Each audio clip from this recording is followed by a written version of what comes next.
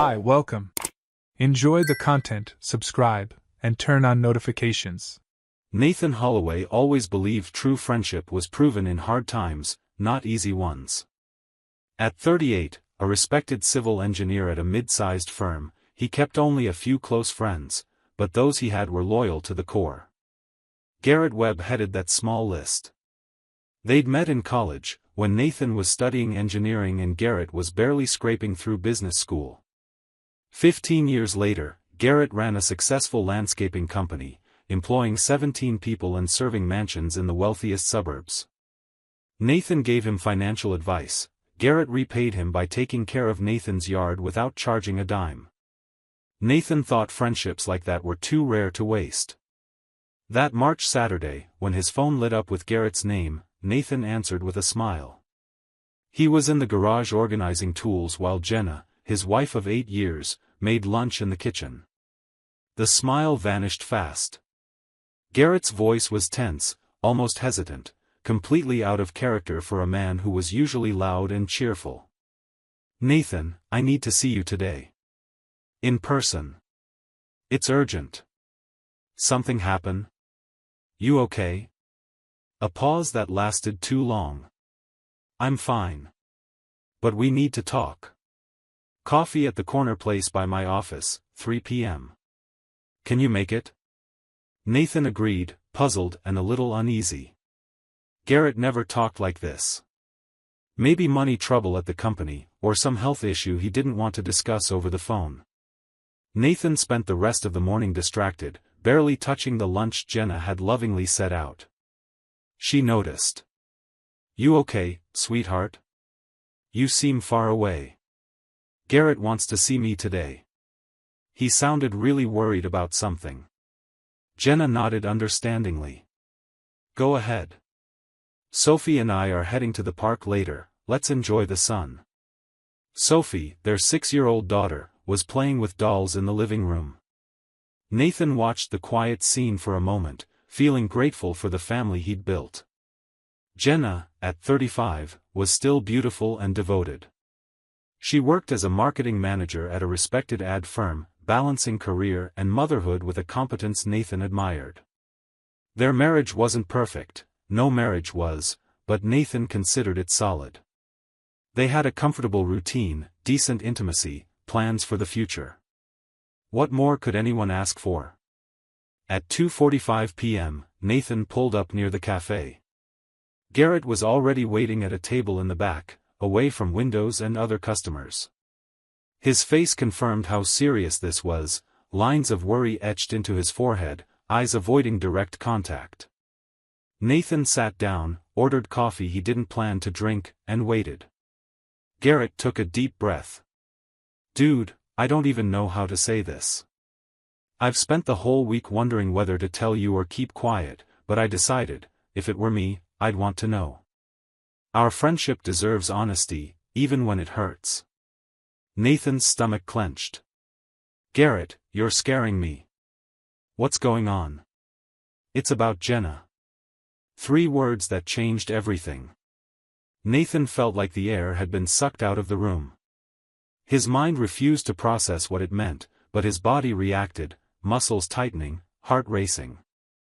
Garrett went on, voice low and steady. "Last week, my guys were having lunch together in the warehouse. I was in my office, door slightly open, and I overheard them without meaning to. Cole, that new landscaper I hired 6 months ago, was bragging about a married woman he was seeing. Said she was hot, well off, married to some oblivious guy who had no idea." Nathan swallowed hard. "Cole? Cole Brennan. 27, way too good-looking for his own good, ego the size of a house. The other guys were ribbing him, asking for proof." Then he pulled out a photo on his phone. Garrett reached into his pocket and pulled out his phone, fingers trembling slightly over the screen. "I recognized her right away, Nathan. I nearly had a heart attack right there. I waited until everyone left, went over to Cole, and said I needed to see that photo again because the woman looked like my cousin. He showed it proudly, the idiot. I took a picture of his screen without him noticing, told him I'd check with my cousin. The phone slid across the table toward Nathan. He picked it up, hands shaking slightly. The screen showed a clear, decent quality photo. Jenna, smiling that familiar smile, head tilted toward the shoulder of a young man sitting beside her. The intimacy in their posture was undeniable. This wasn't a photo of coworkers or friends. It was the photo of a couple. The world tilted. Nathan closed his eyes for a moment, forcing himself to breathe. When he opened them again, the photo was still there, unchanged, accusing. "You're sure it's her?" His voice came out rough, almost unrecognizable. "Nathan, I've known Jenna for years. She's had dinner at my house dozens of times. It's her. And this Cole. I talked to him after, quietly. Told him I heard him talking about a married woman and he better watch out for jealous husbands. He laughed and said her husband was a fool who worked too much and never paid her any attention. Said they meet every Wednesday afternoon, when she's supposedly going to yoga. Been going on for 4 months now. 4 months. 16 weeks. 64 possible meetings." Nathan did the math automatically, his mind clinging to numbers while his emotions threatened to break loose. Wednesdays. Always Wednesdays. Jenna left for yoga at 2 p.m., came back at 5, always smelling like the shampoo from the studio he assumed she went to. He never questioned it. Why would he? He trusted her completely. "Nathan?" Garrett touched his arm. "Breathe, man. I know this is a lot to take in. I need to go." "Wait. What are you going to do?" Nathan stood up abruptly. "I don't know yet. I need to think." Garrett grabbed his wrist. "Promise me you won't do anything stupid. No violence. Don't confront her right now in the heat of the moment. You've got Sophie to think about." The mention of his daughter brought a flash of clarity. Nathan nodded stiffly. "I won't do anything reckless. But I need concrete proof before I do anything." "I get it. If you need anything, call me." Nathan drove home on autopilot. Jenna wasn't there when he arrived, probably still at the park with Sophie. He sat on the living room sofa where they'd watched so many movies together, where they'd planned family vacations, where they'd argued over names before Sophie was born. Every memory now felt tainted, stained by the shadow of betrayal.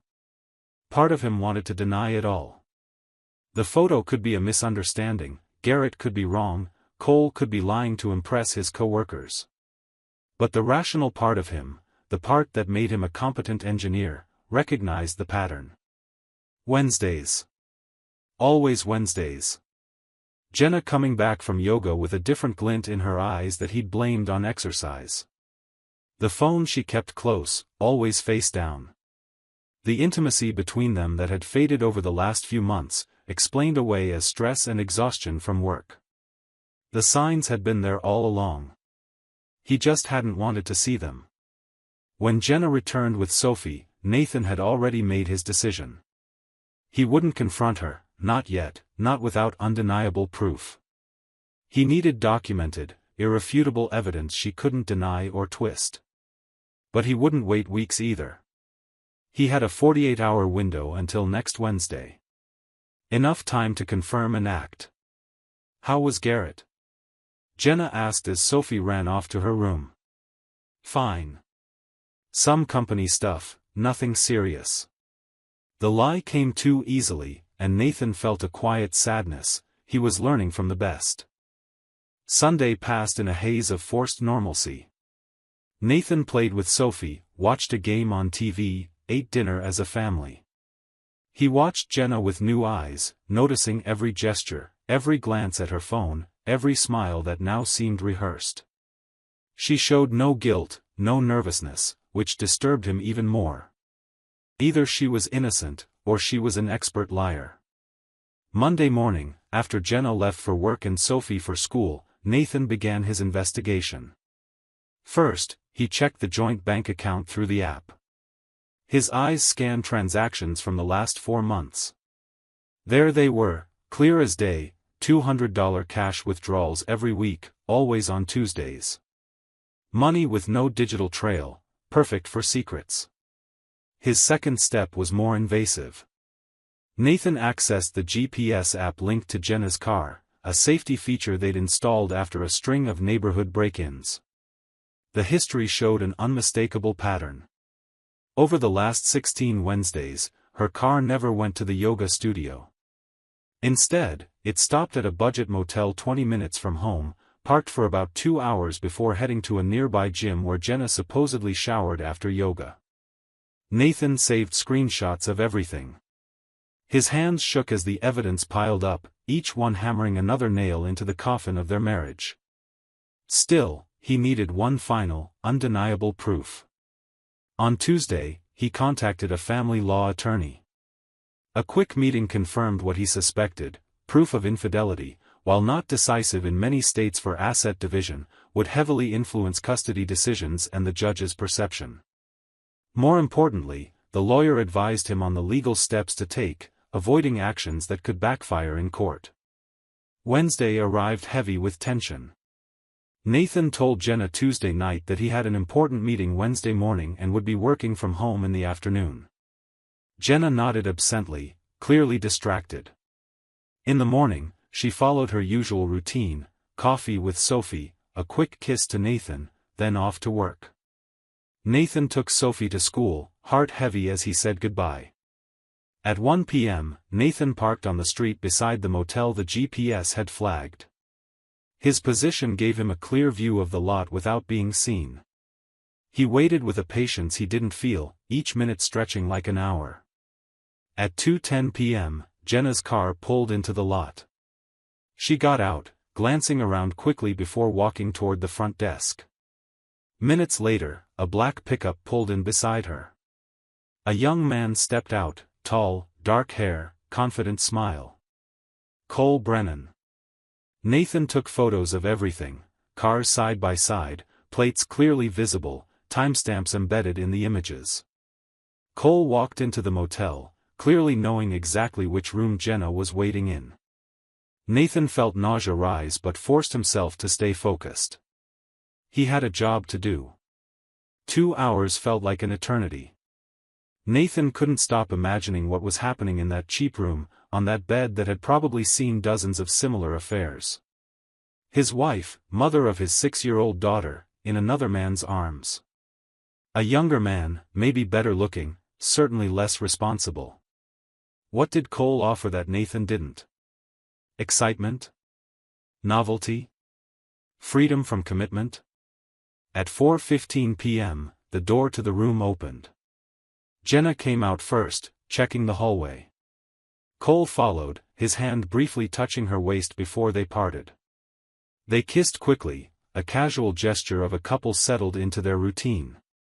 Nathan photographed the moment, bile rising in his throat. When they walked toward their cars, Nathan started the engine. He waited until they were almost at their vehicles before pulling out swiftly, blocking the exit with his own car. He got out slowly, deliberately, heart pounding against his ribs. Jenna saw him first. Color drained from her face instantly, her expression shifting from relaxed to horrified in a fraction of a second. Cole, still smiling, took a moment to register the situation. When he recognized the man blocking his exit, the smile vanished. "Nathan," Jenna began, voice cracking. "No," the word came sharp, cutting her off. Nathan stepped forward with measured steps, keeping a safe distance between them. "I don't want to hear excuses." "Not yet." Cole stepped back instinctively, glancing at his pickup like he was calculating his escape. Nathan noticed the movement. "You can relax, Cole. I'm not going to touch you. Violence doesn't solve anything, it just hurts me legally. But you're going to stay here and listen to what I have to say."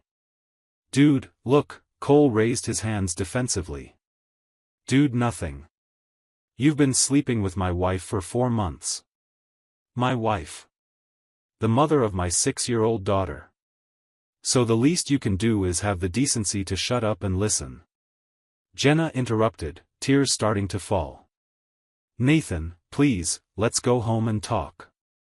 I can explain everything. Explain what exactly, Jenna? Nathan pulled out his phone, opening the photo gallery. Explain the weekly cash withdrawals? Explain why your car's GPS shows you coming to this motel every Wednesday for months? Explain this photo? He held up the image Garrett had sent. My best friend recognized you in the arms of his employee. The guy who was bragging about hooking up with a married woman. Jenna covered her mouth with her hand, a sob escaping. Cole, seeing the mounting evidence, seemed to shrink. His bravado vanished completely. Nathan continued, voice controlled but thick with pain. You know what hurts more, Jenna? It's not the sex. Bodies are bodies. What hurts is the systematic lying. Every Wednesday, you looked me in the eyes and lied. Every goodbye kiss was a prelude to meeting him. Every time you complained about being tired at night, it was because you'd already spent your energy here. You made a fool out of me in my own home. I never meant to hurt you. But you did. And worse, you put our daughter's stability at risk. Sophie adores you, Jenna. She trusts you the way I trusted you. And you threw it all away for what? He looked at Cole with contempt. For someone 10 years younger who'll probably dump you the minute he finds something easier? Cole finally found his voice. Hey, don't talk like that. Jenna and I have something real. She said you didn't pay attention to her, that the marriage was dead. Oh, she told you that? Nathan laughed without humor. And you believed her? Let me tell you something about my wife, Cole. She's excellent at telling people exactly what they want to hear. It's not true, is it, Jenna? Jenna didn't answer, eyes fixed on the ground. Nathan turned back to her. I talked to my lawyer yesterday. I have all the documented evidence, dates, locations, photos, Garrett's testimony. The divorce filing starts tomorrow. I'm seeking primary custody of Sophie, and with what I've got, the chances are good. You can visit, I'm not a monster, but she stays with me. You can't do that.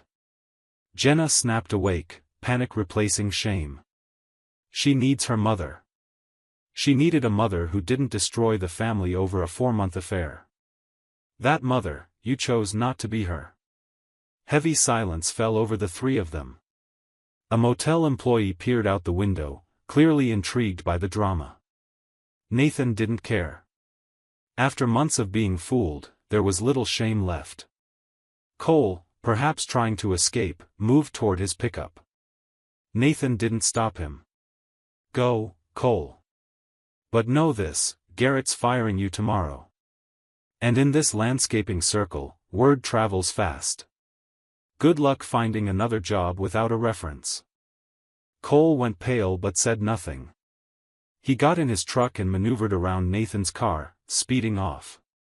Jenna watched him leave, realizing too late that no look of support or promise of help had come from her lover. She was alone. Jenna, I'm going home now. You should too. We need to tell Sophie in a way that protects her as much as possible. After that, you can gather your things. My lawyer said technically you're entitled to stay in the house until the divorce is final, but I sincerely hope you have the decency to leave voluntarily. Where am I supposed to go? I don't know. Maybe Cole will take you in. Or maybe you'll find out what I found out, that promises made in motel rooms rarely survive daylight. Nathan got in his car without looking back. In the rearview mirror, he saw Jenna standing in the parking lot, a lonely figure in a sordid place. Part of him wanted to feel satisfaction, but only emptiness remained. The following weeks were a whirlwind of lawyers, paperwork, and painful conversations. Sophie, confused and sad, bounced between her parents with eyes that didn't understand why the world had changed. Nathan explained the situation in age-appropriate terms, without demonizing Jenna, but also without shielding her from the consequences. The girl cried a lot, but gradually adjusted to the new routine.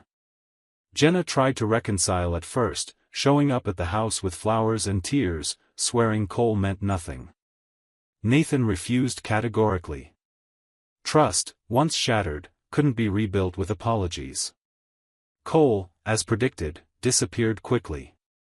Without a job thanks to Garrett, and with no realistic shot at a serious relationship with a married woman now in the middle of a messy divorce, he moved to another city. Jenna learned bitterly that affairs have expiration dates. The divorce finalized in 5 months. Nathan kept the house, he'd paid most of it. Shared custody was arranged, with Sophie spending the majority of her time with her father due to the stability he provided. Jenna, living in a rented apartment, worked longer hours to cover expenses. Colleagues at her office, some of whom knew Nathan socially, treated her with polite coldness that spoke louder than any confrontation. 9 months after the motel confrontation, Nathan ran into Jenna at the grocery store. She was pushing a nearly empty cart, looking tired, her clothes less carefully chosen than before. He was with Sophie, picking out her favorite cereal. "Dad, look, it's Mom." Sophie waved cheerfully. Jenna approached with a forced smile. "Hi, sweetheart." "Hi, Nathan." "Jenna." Sophie ran to hug her mother, and Nathan let her have the moment. Despite everything, Jenna was still Sophie's mother, and denying the child that affection would be unnecessary cruelty. "How are you?" Jenna asked after Sophie returned to the cart. "Good. Working a lot, taking care of Sophie. Life goes on. I miss how things used to be." Nathan considered his answer carefully. "Things were how you chose to make them, Jenna. Consequences are choices too." She lowered her eyes. "I know. Not a day goes by I don't regret it. Regret's good. Means you learned something. But it doesn't change what happened." An uncomfortable silence stretched. Sophie, impatient, tugged at Nathan's hand. "Dad, Amanda's coming over for dinner tonight, right? She promised to make that pasta I like." Jenna raised an eyebrow. "Amanda?" Nathan nodded without elaborating. Amanda was Sophie's teacher, a kind, patient woman he'd been getting to know better over the past few months. Nothing serious yet, just occasional dinners and long talks, but the possibility of something more hung in the air. She knew about his past and didn't judge, just offered quiet presence and genuine laughter. "Well," Jenna said finally, "I'm glad you're moving on." The word sounded sincere, but Nathan detected underlying sadness. She realized he hadn't just survived, he'd thrived. While she struggled with the fallout of her choices, he was building a new life, brick by brick. "Thanks. Take care, Jenna." He wheeled the cart away, Sophie chattering about school and friends. He didn't look back. He didn't need to. The past was settled. The present was manageable. The future held possibilities. That night, as Amanda served pasta and Sophie laughed at a silly joke, Nathan allowed himself a moment of reflection. Betrayed trust hurt like few wounds could. But he'd learned that scars, though permanent, didn't have to define a person. He chose not to become bitter or vengeful. He chose to protect his daughter and rebuild his dignity. He chose to trust again, even knowing the risks. Garrett had been right that fateful Saturday, true friendship is proven in hard times. And Nathan proved to himself that true character is revealed the same way. Jenna had broken sacred promises, but he didn't need to break himself in the process.